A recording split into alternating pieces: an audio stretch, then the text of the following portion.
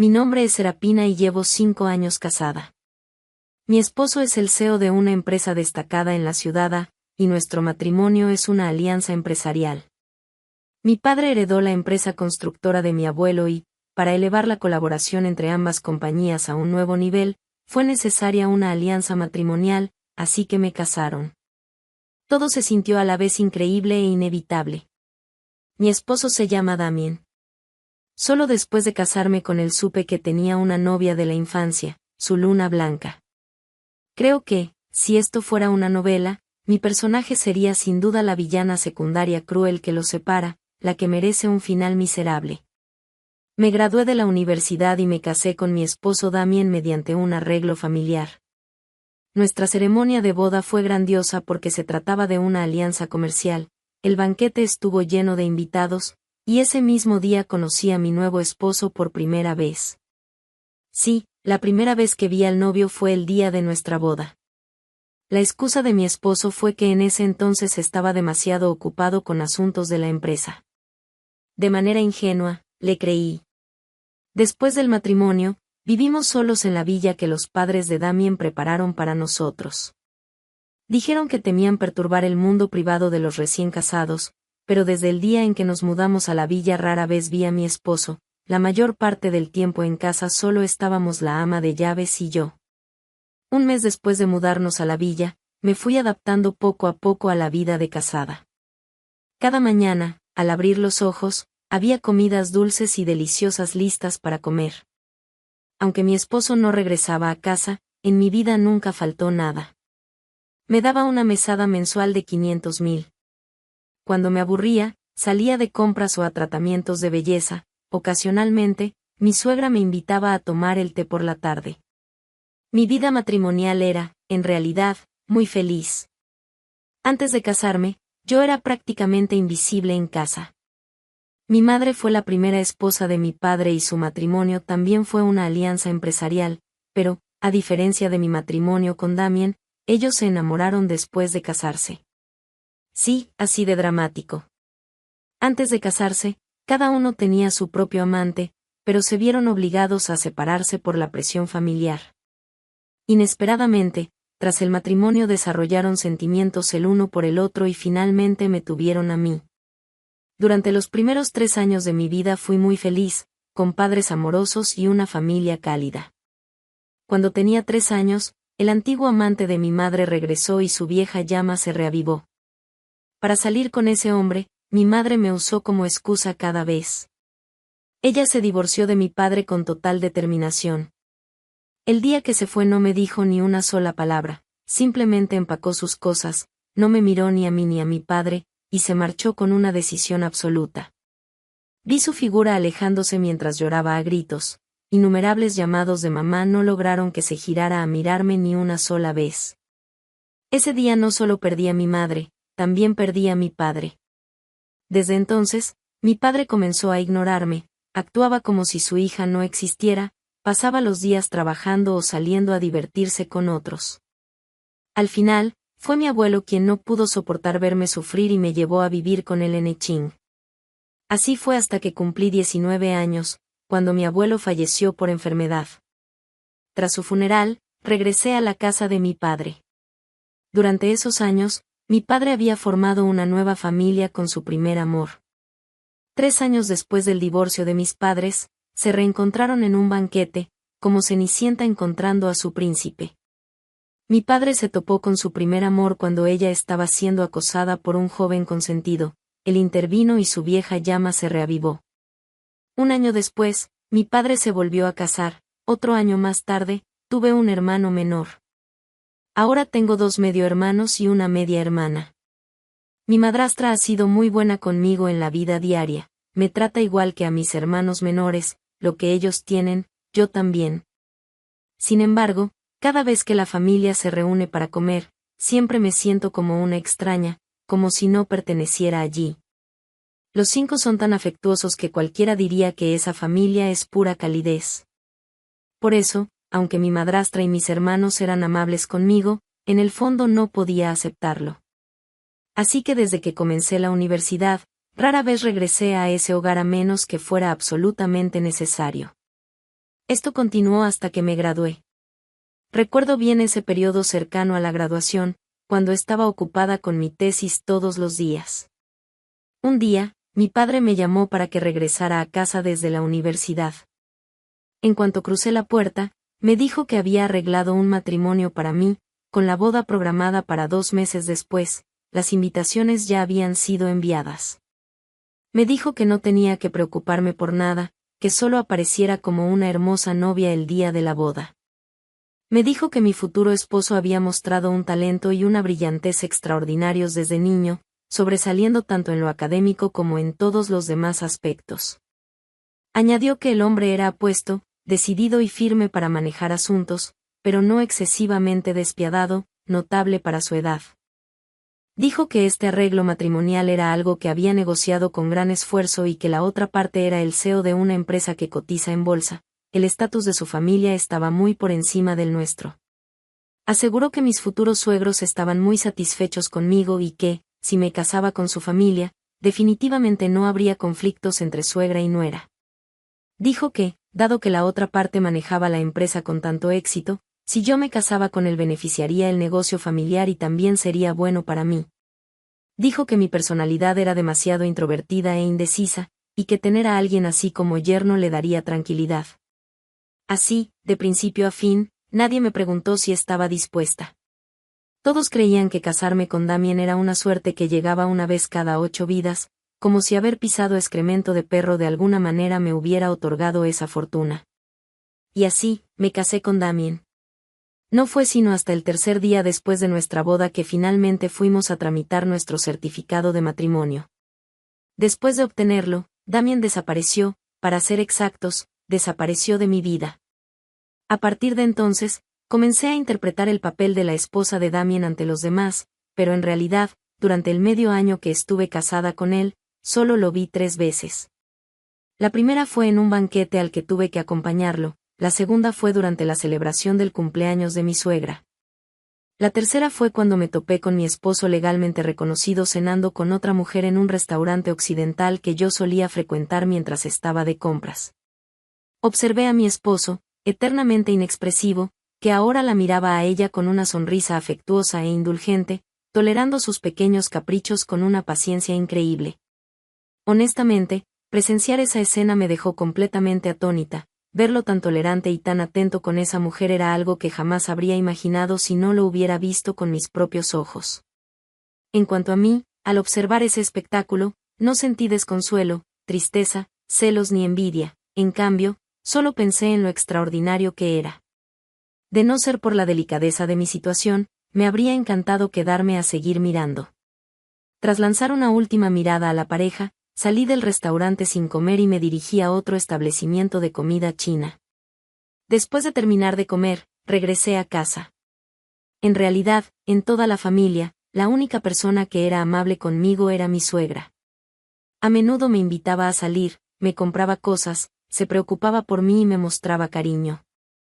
Ella pensaba que lo ocultaba muy bien, pero en verdad yo lo sabía todo. Cada vez que la acompañaba de compras y pasábamos por el parque infantil, siempre se quedaba allí parada observando a los niños jugar, con una sonrisa inconsciente en el rostro, aunque su expresión se calmaba enseguida, como si temiera que yo lo notara. De vez en cuando, me lanzaba una mirada furtiva al vientre, con un rastro de arrepentimiento en el rostro antes de apartar rápidamente la vista. Ella creía que lo ocultaba muy bien, pero en realidad yo lo sabía todo. No decía nada porque entendía que una anciana simplemente quería sostener a su nieto, pero ese deseo yo no podía cumplirlo, porque en esos 5 años, mi llamado esposo y yo nunca habíamos compartido la cama. Incluso la noche de bodas, dormimos separados, yo tomé la cama y él durmió en el sofá, y eso solo porque esa noche nos quedamos en la casa antigua. Así fue como estuve siendo la esposa de Damien solo de nombre durante 5 años. 3 años después, Damien y yo fuimos llamados de regreso a la casa antigua por una festividad. Cenamos juntos y vimos la retransmisión en vivo de la carrera de botes dragón de ese día. Para ser honesta, ese día lamenté haberme despertado tarde por la mañana, de lo contrario, ver la carrera en vivo habría sido definitivamente más divertido. Esa noche, Damien regresó conmigo a la villa, lo cual me pareció bastante inusual, podría decirse que fue la primera vez que volvió a este hogar en los últimos 5 años. Hasta el momento en que entramos a la casa, me llamó al estudio, colocó un documento frente a mí y vi, en grandes letras en la portada, acuerdo de divorcio. Bajé la cabeza para mirar el documento y él me dijo, divorciémonos. No hay futuro para nosotros y no quiero retrasarte más. Échale un vistazo a este documento y, si tienes alguna pregunta, no dudes en decirlo.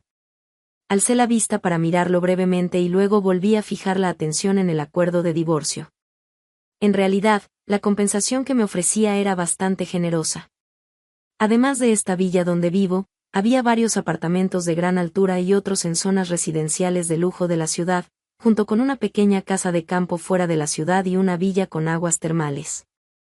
También me dio 50 millones en efectivo, incluyendo propiedades comerciales y bienes en otras ciudades, una estimación aproximada rondaba los 300 millones. Sumando mi dote, el total alcanzaba entre 400 y 500 millones. Era verdaderamente increíble, casarme me había convertido en una mujer rica. Después de leer los documentos, no dije nada y tomé de inmediato la pluma para firmarlos, luego le entregué los papeles. Pude percibir que Damien suspiró aliviado al ver mi firma, pero eso ya no me importaba. Le pregunté cómo pensaba explicar la situación a ambas familias. Dijo que no tenía que preocuparme, que él se encargaría de todo. Me dijo que había sido injusto conmigo todos esos años porque nuestro matrimonio le había sido impuesto por su familia, en ese entonces no tuvo otra opción que casarse conmigo. Si sentía que la compensación del acuerdo de divorcio no era suficiente, podía decírselo y cumpliría con mis peticiones. Le dije que eso era suficiente y le deseé felicidad con esa mujer. Así de simple. Un mes después, recibí mi certificado de divorcio. No sé qué les dijo a las dos familias, pero no dijeron nada sobre nuestro divorcio, tal vez lo hicieron, pero nada llegó a mis oídos. Durante ese tiempo, mi ex-suegra seguía visitándome, cada vez que salíamos, me compraba joyas caras. Podía notar que quería compensarme. Debió de haber recibido explicaciones de Damien, yo fingía no saber nada y aceptaba todo lo que me daba, porque solo así podía aliviar la culpa en su corazón. Más tarde entendí qué significaba aquella mirada culpable en los ojos de mi ex-suegra y por qué mis ex-suegros no cuestionaron nuestro divorcio, aquella mujer estaba embarazada. Pero eso ya no tenía nada que ver conmigo. En el momento en que obtuve el certificado de divorcio, regresé de inmediato a la villa. El mayordomo y la ama de llaves ya se habían ido, habían vuelto a su hogar original. Por supuesto, guardé algo de ropa y artículos de aseo en mi maleta y reuní todas las demás cosas que me pertenecían.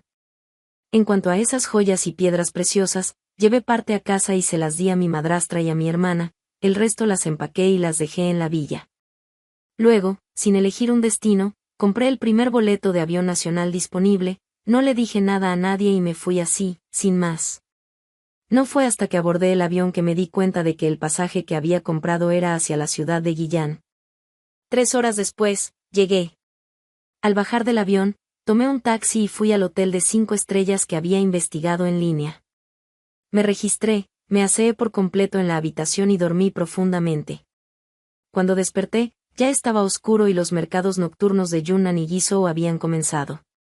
Salí y me di el gusto de probar la deliciosa comida local en el mercado nocturno, comiendo hasta quedar completamente satisfecha. De regreso en el hotel, me lavé y luego descansé. A la mañana siguiente me desperté muy temprano. Al observar esta ciudad desconocida, sentí una emoción inexplicable. Fui al tercer piso del hotel y disfruté de su desayuno especial junto con una taza dulce de leche de soya. Se sentía como si esa dulzura pudiera llegar directo a mi corazón. De vuelta en mi habitación, por primera vez en la vida, me maquillé con cuidado y me puse un vestido holte verde con estampados. Tomé un sombrero, me puse los lentes de sol, agarré mi bolso, me calcé unos zapatos planos y salí. Durante el desayuno ya había planeado mi itinerario. Como el primer día el lugar quedaba cerca del hotel, fui a ver la cascada, jugué en el agua, probé el rafting y viví muchas actividades emocionantes. No fue sino hasta la noche que tomé un taxi de regreso al hotel. Después de ducharme, me acosté temprano. En los días siguientes, fui recorriendo poco a poco los lugares más famosos de la ciudad. El último día, de repente se me ocurrió una idea, quería ir a un bar. Desde niña nunca había entrado en un lugar así, pero ese día realmente, de verdad, quería ver cómo era. Así que esa noche fui al bar más grande de la ciudad. Solo después de entrar me di cuenta de que lo que otros describían palidecía en comparación con la experiencia real, era mucho más abrumadora. Las luces tenues y brumosas parpadeaban sin cesar, grupos de personas se sentaban juntas chocando copas, riendo y flirteando. En la pista de baile, hombres y mujeres saltaban desatados al ritmo ensordecedor de la música.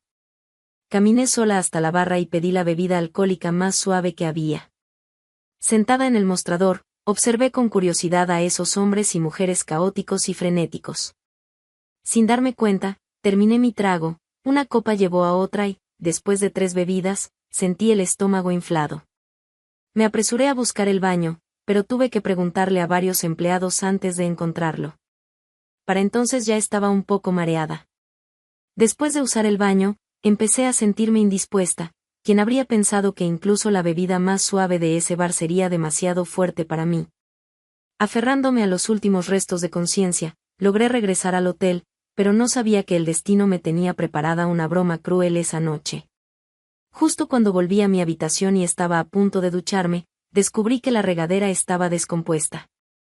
Tras contactar al servicio al huésped, el gerente del hotel finalmente me cambió de habitación. Reuní toda mi fuerza restante para mover mi equipaje a la nueva habitación. Después de una rápida ducha, me quedé dormida sin siquiera recordar comprobar si la puerta estaba bien cerrada. A la mañana siguiente desperté con el cuerpo dolorido y entonces vi a un hombre acostado a mi lado. Mi mente quedó en blanco, no había necesidad de pensar demasiado en lo que había ocurrido, me había acostado con un desconocido. Sucedió, y aún así me mantuve calmada. Anoche estaba borracha, pero mi mente estaba clara, sabía perfectamente lo que estaba haciendo. No quería problemas. El hombre claramente no era alguien común, solo por su ropa se notaba. En silencio, saqué ropa de mi maleta, empujé mi equipaje suavemente fuera de la habitación y cerré la puerta. Solo cuando vi el número del cuarto me di cuenta de que la noche anterior había entrado en la habitación equivocada. Fui a la recepción, hice el check-out y me fui a toda prisa. Había planeado irme ese día, pero nunca imaginé que pasaría algo así. Busqué otro hotel y alquilé una habitación por corta estancia de 3 horas para asearme bien. Al ver las marcas que ese hombre había dejado en mi cuerpo, finalmente no pude contenerme y maldije, mezcladas con lo que podían haber sido gotas de agua o lágrimas, descargué mi furia con violencia en la bañera. Tras bañarme, puse una alarma para 2 horas después y descansé. Cuando sonó la alarma, me sentí un poco más despejada. Tomé mi maleta, busqué al azar un restaurante, comí rápido, luego tomé un taxi y me dirigí directamente al aeropuerto. Al llegar, vi que aún faltaba poco más de 1 hora para el despegue del vuelo que había reservado, así que hice el check-in con calma. Solo cuando finalmente me senté a salvo en el avión sentí que por fin podía soltar un suspiro de alivio. Este incidente no afectó en absoluto mis planes de viaje, me permití olvidarlo. Al bajar del avión, hice una conexión directa hacia mi siguiente destino. Así, viajé sin parar por más de 1 mes, pero mi travesía se detuvo de manera forzada cuando descubrí que estaba embarazada. En cuanto a cómo me di cuenta, fue porque mi periodo, siempre puntual, no llegó. Al ver esas 2 líneas, supe que aquella noche me había dejado un hijo en el vientre. No sabía qué hacer. Tras una profunda reflexión y lucha interna, decidí interrumpir el embarazo. No podía tenerlo, o más bien, no me atrevía. Pero cuando entré al departamento de ginecología del hospital y, bajo la mirada reprobatoria del médico, programé el procedimiento de aborto, me quedé de pie a la entrada del quirófano esperando. Observé cómo, una tras otra, mujeres solas o acompañadas por familiares salían encorvadas de dolor tras el procedimiento. Al verlas tan afligidas, el miedo comenzó a apoderarse de mí. Ni siquiera recuerdo cómo salí del hospital, con la mente entumecida, deambulé sin rumbo por la calle hasta que, sin darme cuenta, me encontré frente a la puerta de un jardín de niños. Justo era la hora de salida, y la entrada de la escuela estaba llena de padres recogiendo a sus hijos. Me quedé parada en silencio frente al portón, mi mirada atravesó la reja y se posó en los niños riendo y jugando, sus carcajadas, como la luz del sol en primavera, cálidas y brillantes, disolvieron poco a poco el miedo en mi corazón. Al observarlos, en el momento en que se abrieron las puertas de la escuela, ellos corrieron hacia sus padres como pollitos hambrientos regresando al nido, saltando y brincando. En ese instante, algo muy profundo dentro de mí se estremeció. En ese momento, fue como si pudiera ver a mi propio hijo en el futuro, corriendo hacia mí al salir de la escuela. Entonces tomé una decisión repentina: iba a conservar a este bebé, darle una oportunidad y darme una oportunidad a mí misma también. Regresé al hospital y le dije al médico que quería seguir con el embarazo, pidiéndole que me diera una orden para los exámenes correspondientes. Tras completar una serie de pruebas, el médico me dijo que el bebé estaba muy sano y que podría haber 2 en mi vientre. Me quedé completamente atónita ante la sorpresa.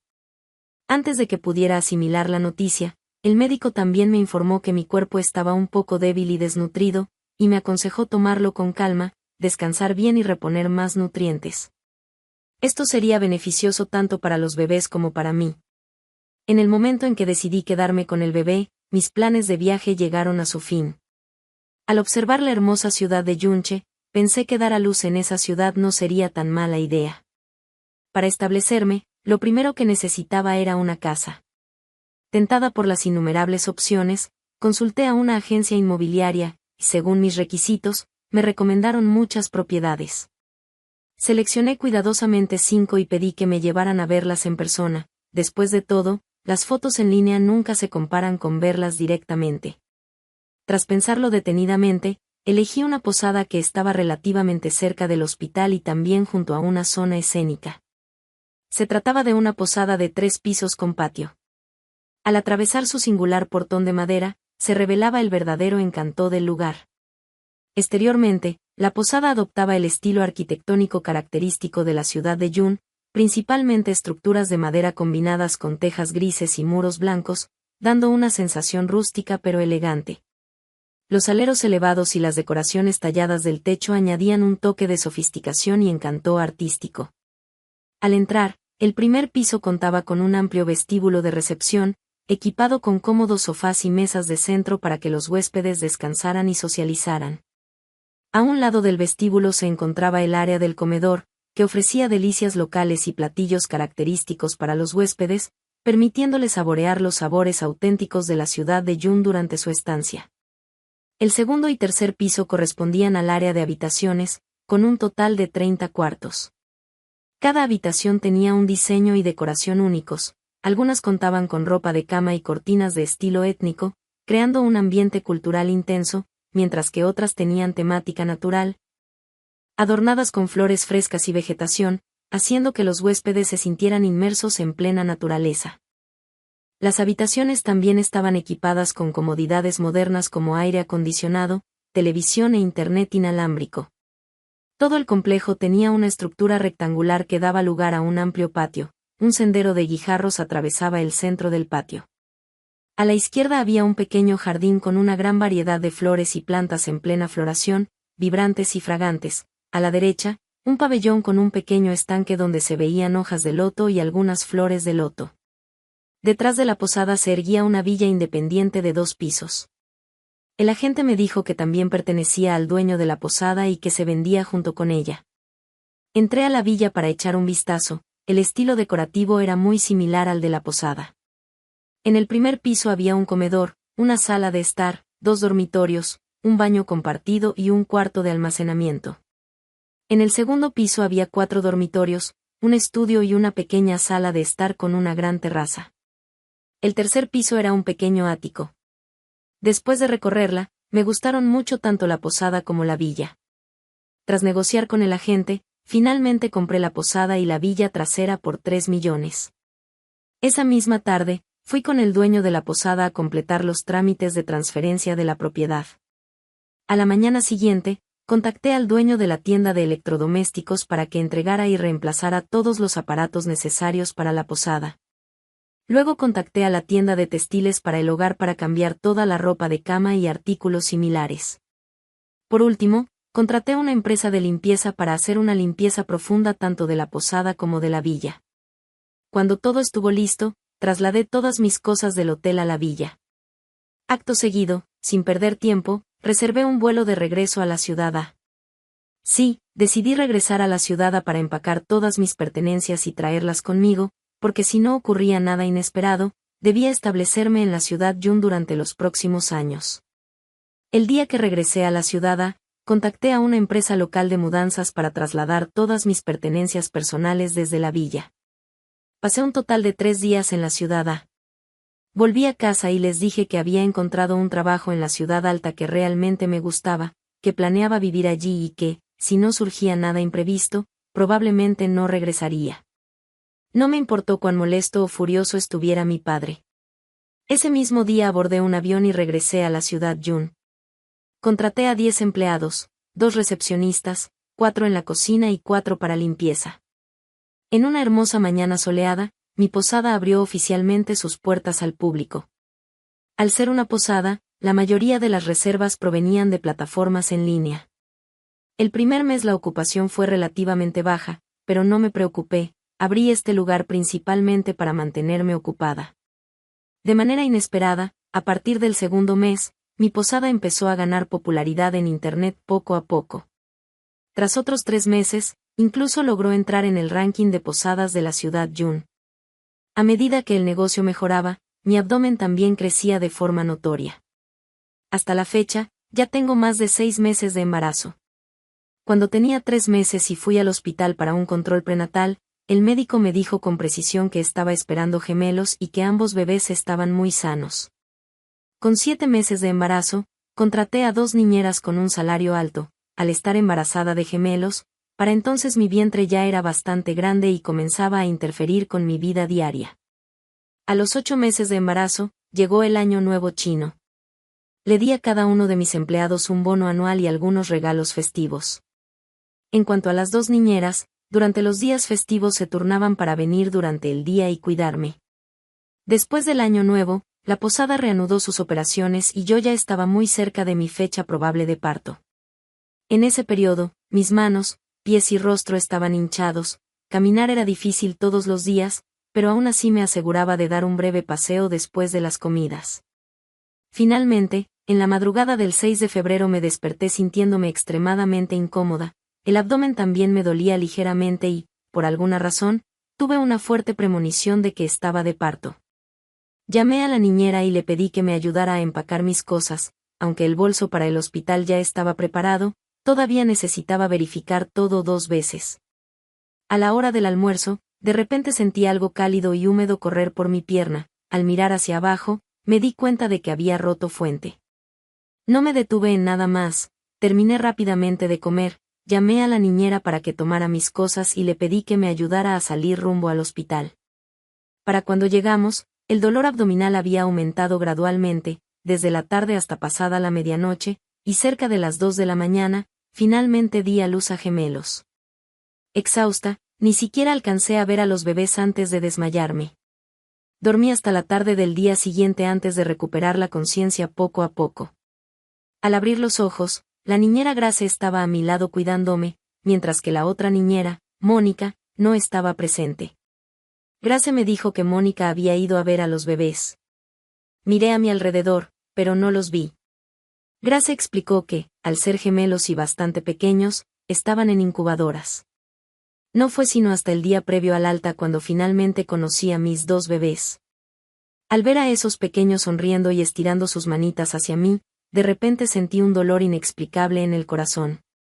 Esto era lo que yo había dado a luz tras 10 horas de dolor, mi familia de sangre. Para cuidarme mejor a mí y a los bebés, decidí ir a un centro de cuidados posparto. Con ayuda de 2 enfermeras en la selección, elegí un centro de alta gama que costaba 150,000 al mes.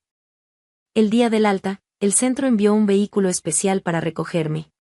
Allí recibí cuidados minuciosos y atentos, el ambiente era cálido, cómodo y estaba totalmente equipado, lo que me permitió descansar con tranquilidad y recuperar mi salud poco a poco. Cuidadores profesionales monitoreaban constantemente mi estado físico y me ofrecían diariamente asesoramiento científico sobre dieta y cuidados. Cada día disfrutaba de momentos cálidos con los bebés, contemplando sus adorables caritas, con el corazón lleno de amor maternal. Durante ese periodo, los cuidadores también me enseñaron pacientemente cómo alimentarlos y cuidarlos adecuadamente, ayudándome a adaptarme de manera gradual al rol de madre. Tardé medio mes en decidir finalmente los nombres de los bebés. El hermano mayor se llamó River y la hermana menor, Nova. Durante mi estancia en el centro posparto también conocí a otras madres primerizas, intercambiábamos experiencias de crianza y compartíamos alegrías y preocupaciones, lo que hizo que los días allí se sintieran tan felices como estar en el paraíso. Sin darme cuenta, ya habían pasado 40 días en el centro posparto. El día que me fui, la verdad es que me costó un poco despedirme, pero, por más renuente que estuviera, regresar a casa también era una alegría. El día que regresé a la villa, las dos niñeras también volvieron. Olvidé mencionar que, al segundo día de mi estancia en el centro posparto, les di vacaciones. Después de todo, antes de mi parto y durante mi hospitalización habían estado muy ocupadas y exhaustas. Al día siguiente de regresar a la villa, el personal de la posada vino a visitarme a mí y a los bebés uno por uno. Antes de irse, cada uno le dio a los bebés un sobre rojo. Cuando los bebés cumplieron 100 días, ya había terminado mi periodo de reposo posparto. Organicé 2 banquetes en la villa e invité a todo el personal para celebrar el banquete de los 100 días de los bebés. Los días pasaban uno tras otro y sentía que los bebés crecían demasiado rápido. En un abrir y cerrar de ojos ya habían aprendido a gatear por todas partes. Yo también me transformé de una mamá novata que lloraba cada vez que el bebé lloraba, en una madre casi imperturbable, capaz de preparar fórmula y cambiar pañales con calma mientras el bebé lloraba.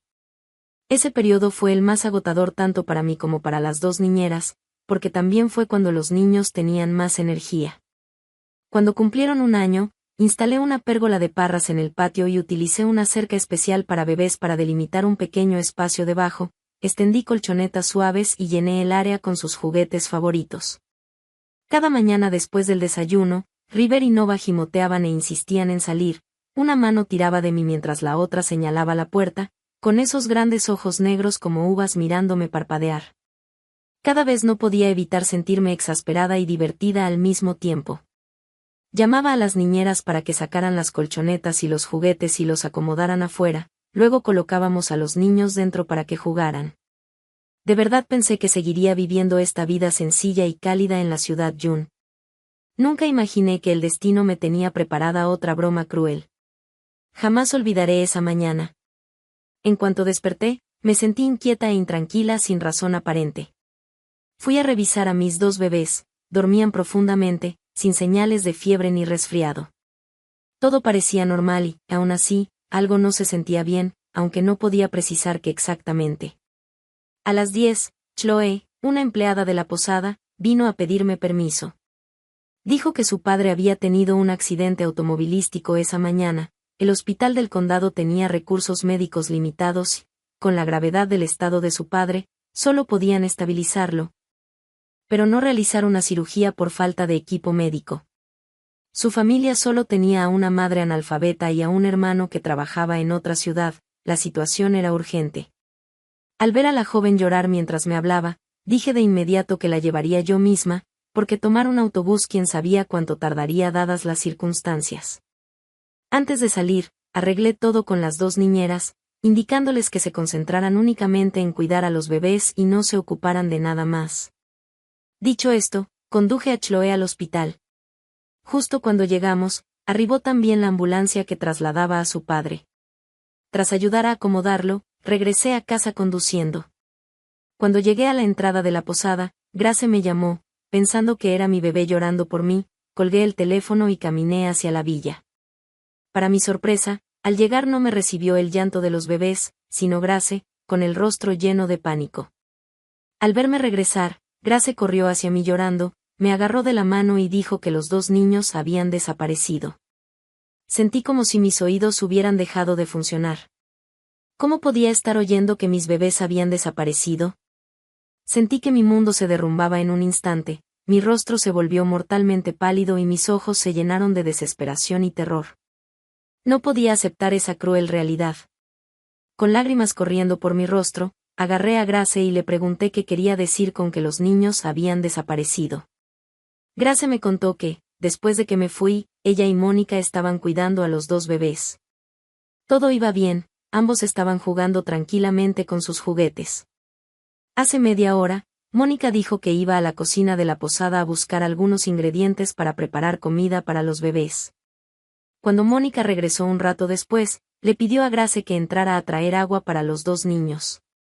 Grace fue a buscar el agua, pero cuando volvió afuera, vio que Mónica y los dos bebés habían desaparecido. Pensó que Mónica los había llevado a jugar a la posada de enfrente, así que salió apresuradamente a buscarlos, pero no los encontró. Preguntó al personal de la posada y todos dijeron que no habían visto a Mónica ni a los bebés. Llamó al teléfono de Mónica, pero estaba apagado. Solo entonces llamó con urgencia a otros empleados para ayudar en la búsqueda. Todos peinaron el área cercana, pero aún así no lograron encontrarlos. Después de escuchar el relato de Grace, me obligué a mantener la calma y a no llorar. Lo más urgente ahora era encontrar a mis dos hijos. Saqué el teléfono y revisé las grabaciones de seguridad de la villa. A la 1:03 de la tarde vi a Grace entrar a la habitación para traer agua. En ese instante, Mónica sacó algo parecido a una toalla facial doblada de su bolsillo y la colocó sobre las narices de River y Nova. Y ambos bebés se quedaron dormidos de inmediato. Justo después, Mónica abrió la puerta y entró un hombre vestido completamente de negro, con el rostro cubierto por una máscara y un sombrero. Entre los dos, cada uno cargó a un niño y se fueron. Al ver esto, se me partió el corazón. Lo sabía, mis hijos habían sido secuestrados de verdad. Marqué de inmediato el número de emergencias y expliqué con calma todo el proceso de la desaparición de los niños mientras la policía venía en camino. Al mismo tiempo, hice otra copia de las grabaciones como evidencia. Tras la llegada de la policía, les entregué todas las copias de seguridad, fotos de los niños y fotos de Mónica, y luego los acompañé a la comisaría. Antes siquiera de llegar, los agentes ya habían extraído las imágenes de las cámaras y habían identificado a los sospechosos. En el video se veía como Mónica y el hombre, aprovechando la atención del personal de la posada, sacaban a los niños y se subían a una camioneta negra a unos 500 metros de la posada. Como los niños llevaban menos de una hora desaparecidos y era hora pico en la ciudad, la policía especuló que probablemente aún no habían salido del área urbana. Emitieron órdenes de búsqueda a los patrulleros y estaciones a lo largo de la ruta y notificaron a las casetas de peaje y otros puntos de control. Finalmente, me subí a una patrulla y seguí la ruta de persecución junto con los oficiales. Seguí llamando a Mónica, rezando para que encendiera el teléfono, esperando que respondiera. Lo que quisiera, yo se lo daría, con tal de que mis hijos estuvieran a salvo. Durante la persecución, la otra parte pareció darse cuenta de que yo había llamado a la policía y de que los agentes estaban siguiendo su rastro a través de las cámaras de seguridad. El vehículo, que iba conduciendo con normalidad, de repente giró a la derecha y se metió en un callejón, desapareciendo de la vista. La policía cercana lo siguió de inmediato, pero solo encontraron la camioneta abandonada, sin rastro de nadie dentro. Pasaron más de 10 minutos antes de que la patrulla en la que yo iba llegara al lugar donde habían dejado el vehículo. Corrí hacia la camioneta y la encontré vacía, salvo por la ropa exterior de mis dos hijos, arrojada dentro. Aferrando esas prendas, finalmente me derrumbé.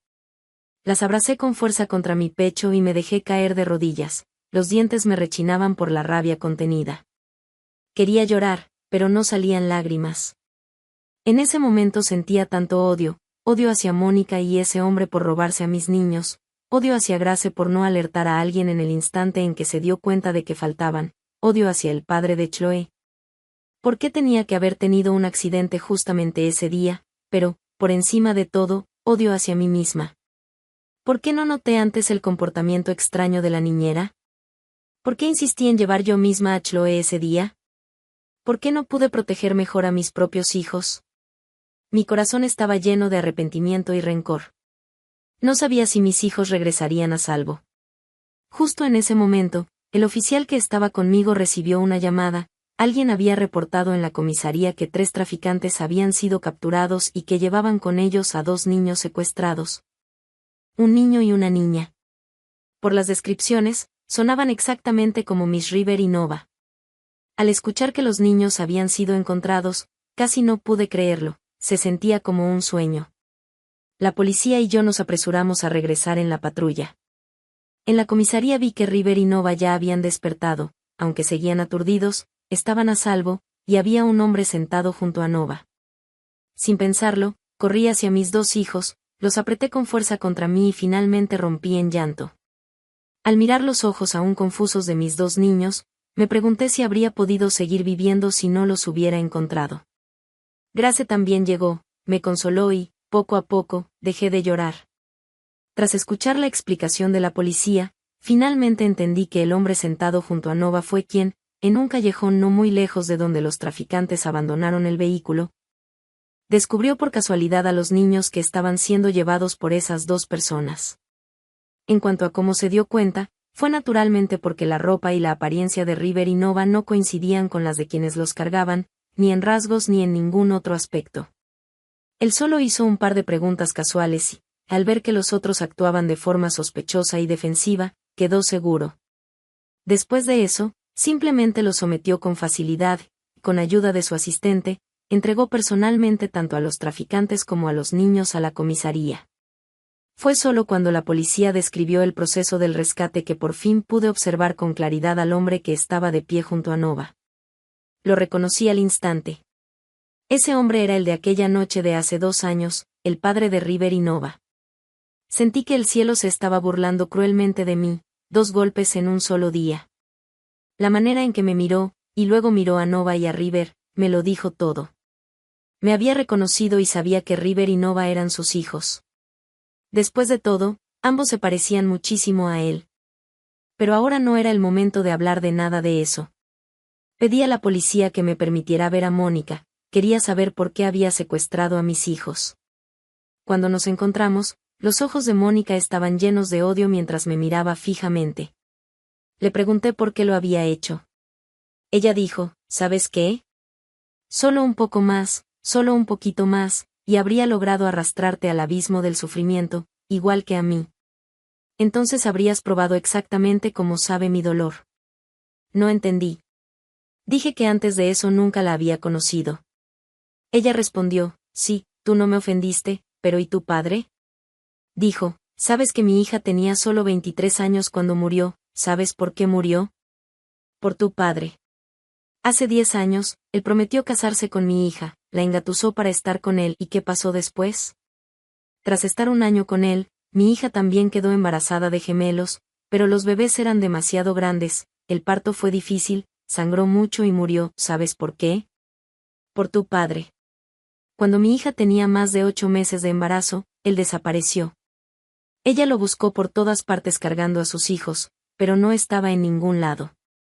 Al final, desesperada, entró en trabajo de parto prematuro, se desangró y murió en la mesa de operaciones. Tu padre engañó a mi hija y aún así sigue libre y feliz. Dime, ¿por qué? Continuó, después de que mi hija murió, dediqué todo mi tiempo a buscar a tu padre para vengarme. Pregunté por todas partes y terminé siendo contratada como tu niñera. ¿Quién hubiera pensado que en realidad era su hija? ¿Cómo no iba a odiarte? Qué lástima que esos 2 mocosos se escaparan, todo mi esfuerzo fue en vano. Si no hubiera sido por ese hombre interfiriendo, tus hijos ya estarían acompañando a mi hija. Mientras la veía reír de manera maniática, salí del cuarto de interrogatorios en silencio. No sabía qué decir, ¿era esto el karma? Tras rendir mi declaración, llevé a ambos niños al hospital para que les hicieran exámenes completos. Durante todo ese tiempo, el hombre permaneció a mi lado en silencio. Finalmente, después de llevarnos de regreso a casa, se fue. Creí que preguntaría algo, pero al final no dijo una sola palabra. Los niños regresaron y volvieron a quedarse dormidos. Le dije a Grace que se fuera a casa ese día, que yo me encargaría de los niños. Les di un baño a ambos, yo también me bañé, luego fui a la cocina a hervir 2 huevos para aliviar la hinchazón de mis ojos por tanto llorar. Me acosté sosteniendo a mis 2 hijos y me quedé dormida. Durante toda la noche tuve pesadillas, soñando que los niños habían desaparecido, a veces lograba dormitar y despertaba de golpe presa del pánico, estiraba la mano para tocarlos y así pasó la noche. A la mañana siguiente me desperté temprano y, al ver los rostros tranquilos de mis hijos dormidos, sentí una paz absoluta. Sin darme cuenta, los niños se habían convertido en mi sangre vital. Bajé al primer piso y preparé el desayuno para ambos. Cuando fue la hora, subí a despertarlos. Quizá por los efectos residuales de la anestesia del día anterior, ese día ambos estaban decaídos y parecían sin energía. Después del desayuno, River y Nova volvieron a quedarse dormidos. No salí en todo el día, me quedé a su lado. No fue hasta la tarde cuando recuperaron la vitalidad. Al ver a los dos pequeños reír y jugar, finalmente me sentí un poco más tranquila. A las 6, Liam, uno de los empleados de la posada, vino a buscarme y dijo que había alguien preguntando por mí. En cuanto describió el aspecto de esa persona, supe de quién se trataba, así que le pedí que lo trajera a la villa. 5 minutos después, al ver al hombre de pie en la entrada del patio, lo invité a pasar en silencio. En cuanto entró, su mirada se posó de inmediato en los dos niños que jugaban bajo la pérgola de uvas. Mi corazón estaba hecho un torbellino. Aunque llevaba tiempo preparándome para el momento inevitable de ser descubierta, nunca imaginé que llegaría tan pronto. Nova, al ver a un extraño, no mostró la timidez habitual, al contrario, se rió y caminó tambaleándose hacia él. El hombre alzó a Nova, que se lanzó a sus brazos, y jugó con River y Nova durante un buen rato, hasta que ambos bebés se cansaron y se quedaron dormidos. Luego los llevó arriba y los acomodó. Los dos nos sentamos en el balcón del segundo piso. Lo miré sin saber qué decir. Para mi sorpresa, fue él quien habló primero y se presentó. Ahí fue cuando supe su nombre, Alexander. Tenía 28 años y era el presidente del Belmont Group. Alexander siempre había sido el tipo de persona que otros admiran, su excelencia desde la infancia hasta la adultez era ampliamente reconocida. Comenzó el kinder a los 3 años, la primaria a los 4, se graduó de la primaria a los 7, ingresó directamente a la Universidad Gene a los 12. Se fue al extranjero a los 16 y regresó para hacerse cargo del negocio familiar a los 19. Tras tomar las riendas del Belmont Group, en solo 4 años lo convirtió en la empresa líder entre las 10 principales del país. Su impulso de desarrollo era tan fuerte que incluso alguien como yo, que no prestaba atención a los negocios, estaba completamente al tanto, lo que demostraba claramente su influencia. En el momento en que supe su nombre, entendí que, si él quería la custodia de los niños, yo no tendría ninguna posibilidad en una batalla legal. Apreté los puños con fuerza, obligándome a mantener la calma, y le pregunté qué quería ahora. Él respondió, «Cásate conmigo». Una vez más pensé que debía haber algo mal con mis oídos. Esa conversación terminó con mi concesión, porque, si lo llevaba a los tribunales, estaba destinada a perder. Belmont tenía el mejor equipo legal del país. Alexander terminó de hablar conmigo y se fue. Antes de irse, me dijo que en 1 hora viajaría al extranjero por negocios, un viaje que duraría alrededor de 1 semana. 1 semana después regresaría para recogerme a mí y a los niños. Me dejó 2 guardaespaldas y 2 pulseras para bebé con GPS. En la última semana en la ciudad Yun, atesoré cada momento con mis 2 hijos. Acompañada por los 2 guardaespaldas y Grace, visité todos los lugares escénicos de la ciudad Yun. El último día recibí una llamada de Alexander, me dijo que al mediodía del día siguiente vendría a recogerme a mí y a los niños. Grace y yo empacamos con anticipación todas nuestras pertenencias. A la mañana siguiente, tras levantarme, asearme y bajar, me sorprendió encontrar a Alexander ya sentado en el sofá de la sala del primer piso, esperando. Su llegada tan temprano me dejó totalmente atónita. Me instó a desayunar rápido, y solo entonces noté que la mesa estaba llena de una amplia variedad de platillos. Al ver los humeantes xiaolongbao y la papilla, me senté con calma a comer. Con el primer bocado supe que esos platillos provenían de ese restaurante de reservas exclusivas de la ciudad Yun, famoso por su excelente sabor. El restaurante era tan conocido que para comer allí había que reservar con mucha antelación y no ofrecían comida para llevar. Parece que no ofrezcan, sino que gente como yo no era lo suficientemente importante. El consuelo que me brindó la deliciosa comida alivió un poco mi reticencia a irme. Tras terminar de comer, le pregunté qué pasaría con la posada después de mi partida. Me dijo que, si no podía separarme de ella, la posada seguiría operando y enviaría a un personal especializado para administrarla, la villa también sería limpiada regularmente y, si en el futuro quería volver a quedarme, sería posible. Dicho esto, me levanté y subí. Justo al entrar al dormitorio, los 2 niños ya estaban despiertos. Al verme, gritaron al unísono, «Mamá». Corrí hacia ellos, besé a cada uno, y pronto los tres estábamos jugando y riendo juntos. Cuando Alexander entró, le daba la espalda y no noté su llegada. Fue Nova quien lo vio primero, soltando un pequeño grito, y solo entonces River y yo nos dimos cuenta de que estaba allí. Al verlo entrar, me bajé rápidamente de la cama y fui al baño a arreglarme el cabello desordenado por jugar con los niños. Al salir, vi a Alexander intentando, algo torpemente, cambiarle la ropa a Nova. Me acerqué con destreza, cambié la ropa de River mientras le enseñaba a Alexander. Al verlo tan torpe y, aún así, tan concentrado en vestir a Nova, congelándose cada vez que ella soltaba un quejido, no pude evitar sentir ternura. No tardé en terminar con River, y Alexander por fin logró vestir a Nova.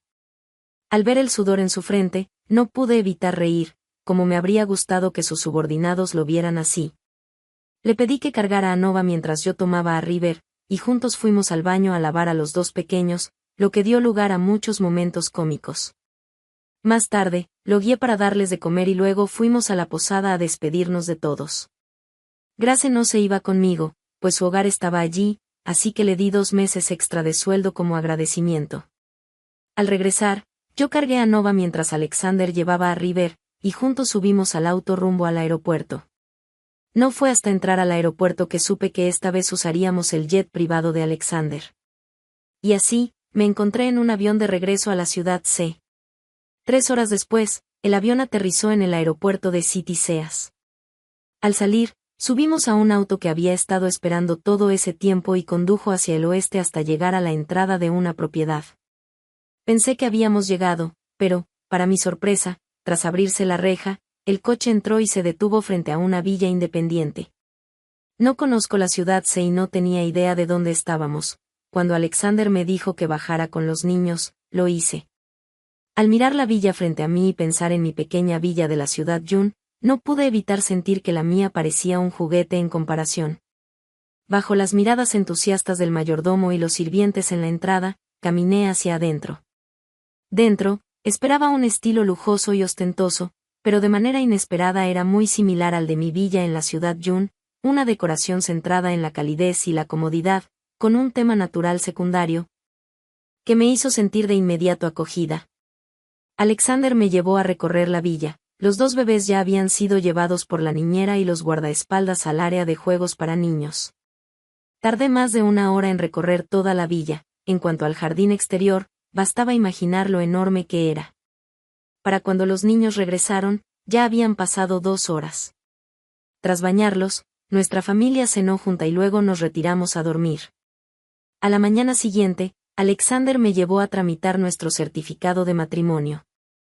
Al sostener la licencia en mis manos, solo pude suspirar por lo impredecible que es la vida. Así, comencé nuevamente mi vida de casada. Esa noche, después de acostar a los niños, Alexander regresó. Los niños ya estaban dormidos en la habitación infantil, atendidos por 4 niñeras, así que me sentí tranquila y fui a ducharme.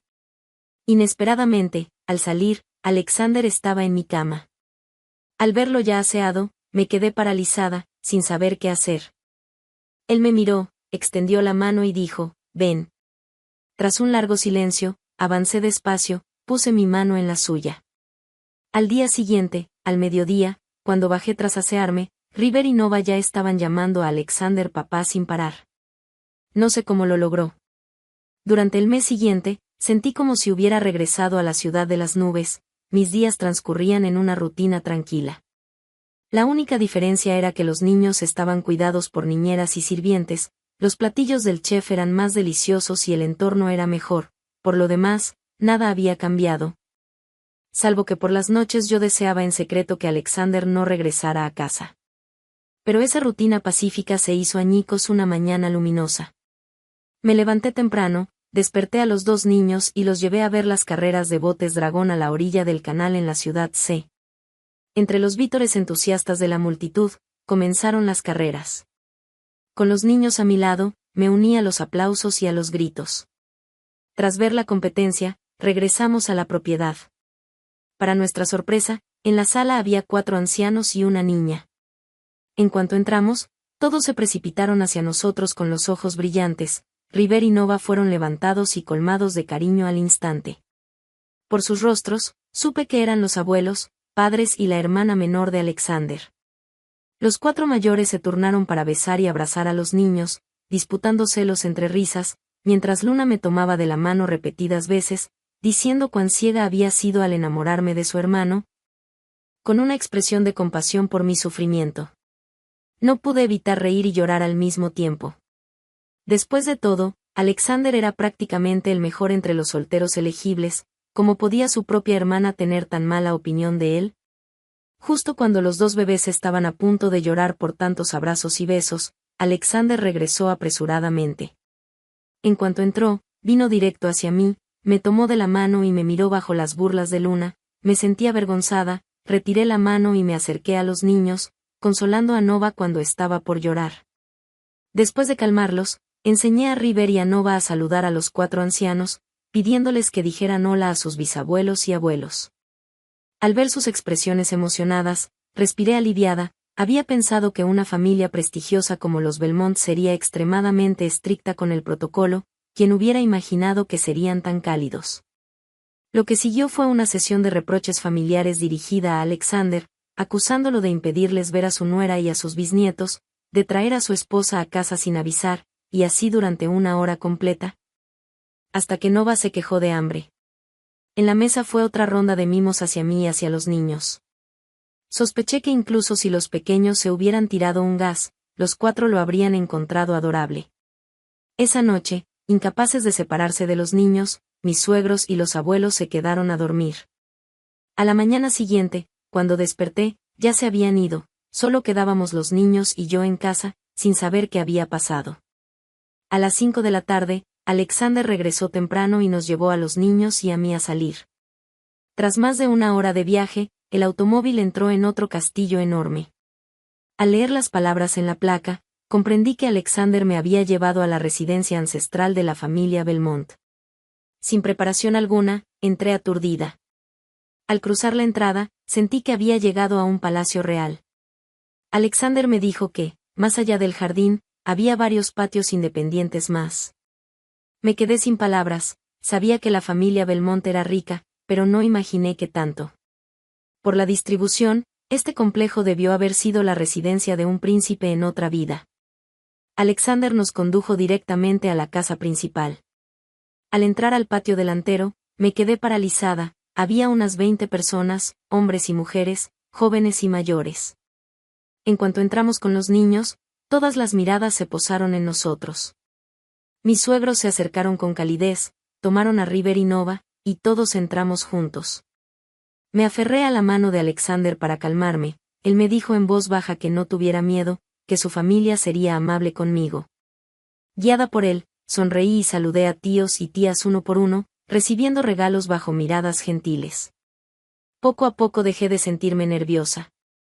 En cuanto a los gemelos, fueron naturalmente muy populares, todos los adoraban, recibieron muchos regalos y besos. Esa noche tuvimos una cena animada y los abuelos insistieron en que nos quedáramos. 2 meses después, volví a quedar embarazada. La familia Belmont entera se llenó de alegría. Ese mismo día, mis hijos y yo regresamos a la casa ancestral, donde insistieron en que me quedara a descansar durante el embarazo. Acepté feliz. En cuanto a cierto hombre, quien se preocupa por él, como madre gestante, comencé mi feliz reposo. 9 meses después, di a luz a otro par de gemelos, un niño y una niña. Sí, otra vez gemelos. Por el nacimiento, mis suegros y abuelos me dieron sobres rojos de 100 millones cada uno y algunos bienes raíces. Después de cumplir el mes posparto, supe que Alexander se había hecho una vasectomía una semana después del parto, sin decírmelo. Entendí que lo había asustado aquel día, cuando casi tuve un parto complicado con hemorragia severa, arriesgando 3 vidas en un solo cuerpo. Con 4 hijos, no planeaba tener más. Los nombres de los 2 menores los pusieron los abuelos, la tercera, una niña llamada Aurora, y el cuarto, Orión. Un mes después, la familia Belmont organizó una gran celebración de luna llena para presentarnos oficialmente. Un año después, tras la romántica propuesta de Alexander, celebramos una boda grandiosa. Por esas fechas supe que la empresa de mi padre había sufrido pérdidas y había salido del top 10 de la ciudad A. Mi exesposo se casó con su amor de infancia un mes después de nuestro divorcio. 6 meses más tarde, ella dio a luz a un niño con una cardiopatía congénita y se fueron al extranjero a buscar tratamiento. Dicen que su matrimonio está al borde del colapso. Supe que mi ex-suegra suspiraba al enterarse de que me había casado con Alexander. Decía que, si no me hubiera divorciado de Damien, los 4 gemelos habrían sido de su familia. Eso llegó a oídos de Alexander, quien se enfureció y se aseguró de causarle problemas a la empresa de Damien. En mi boda invité a mi madrastra y a mis hermanos menores, pero no permití que mi padre asistiera. No he olvidado por qué secuestraron a mis hijos. Un día, ya casada, buscando algo en el estudio de Alexander, encontré algo interesante dentro de un libro, una foto mía escondida. Para ser exactos, era una foto tomada cuando entré a la preparatoria, en primer año. En la parte posterior había unos versos y unas frases que comenzaban con, amor a primera vista, hoy cumplido, que compartamos toda una vida, 3 comidas y 4 estaciones. Recuerdo ese día, con la foto en la mano, esperando a que Alexander regresara. Cuando vio la foto, vi una expresión rara de vergüenza en su rostro. Más tarde me confesó todo. Cuando yo tenía 17 años, su tía era la directora de disciplina de mi escuela. Él había regresado del extranjero y ese día fue a llevarle algo. Al pasar por el patio vio a una chica jugando con sus compañeros y no pudo evitar tomarle una foto.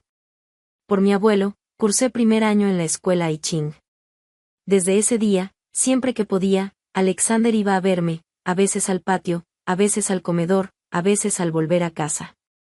Eso continuó hasta que mi abuelo falleció y yo regresé a la ciudad a perdimos contacto. Pensé que no volveríamos a encontrarnos, pero, de manera inesperada, coincidimos en la ciudad durante un viaje de negocios, cuando yo ya estaba casada con Damien. Aquella noche en tu ciudad, tras enterarse de mi divorcio y de mi viaje en solitario, envió gente para seguirme y protegerme, planeaba buscarme, pero fue drogado y, en su confusión, ocurrió lo de la habitación equivocada. A la mañana siguiente, al no encontrarme, revisó las cámaras, pero hubo un corte de energía. 2 años después volvimos a encontrarnos y, por obra del destino, tuvimos 2 hijos. El destino juega bromas, pero no nos perdimos. Que todos los enamorados del mundo puedan al fin reunirse.